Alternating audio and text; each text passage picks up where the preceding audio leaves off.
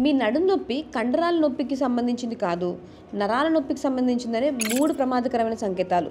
మీరు ఏం చేసినా నడుము నొప్పి తగ్గట్లేదా? ఇంకా స్ట్రెచెస్ చేయడం లేకపోతే మళ్ళీ ఇంకొక పెయిన్ బామ్ రాయడం ఆపేసేయండి. మీ నొప్పి మజిల్స్ అంటే కండరాలకు సంబంధించింది కాదు అని చెప్పే 3 ప్రమాదకరమైన సంకేతాలు ఉన్నాయి చూడండి ఇక్కడ. ఒకటి, నొప్పి కాలుకి పాకడం, ముఖ్యంగా మోకాలు కిందకి వెళ్ళడం. అది స్టిఫ్నెస్ కాదండి, అది ఒక నరం ఒత్తుకొని బాధతో అరిచేది. దాన్ని సయాటికా పెయిన్ లేదా డిస్క్ బల్జ్కి సంబంధమైన క్లాసికల్ సైన్ అంటాం. రెండోది, కూర్చున్నప్పుడు లేదా ముందుకు వంగినప్పుడు నొప్పి ఎక్కువ అవ్వడం.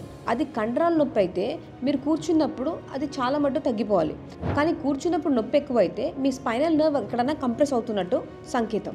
మూడోది, మీ పాదం లేదా తుంటిలో తిమ్మిర్లు లేదా జలధరింపులు ఉంటే అది కేవలం నొప్పి కాదండి, ఇది నరం డిస్టర్బెన్స్ అని.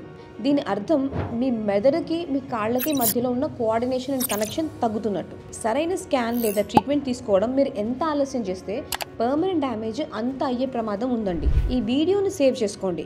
ఎవరైతే నెలల కొద్దీ బ్యాక్ పెయిన్ ఉండి జస్ట్ స్ట్రెచ్చింగ్ చేస్తే సరిపోతుందని బాధపడే వాళ్ళకి ఇది ఖచ్చితంగా షేర్ చేయండి. ఇది చేస్తే అక్షరాల వాళ్ళ వెన్నుపూసను కాపాడిన వాళ్ళు అవుతారు మీరు.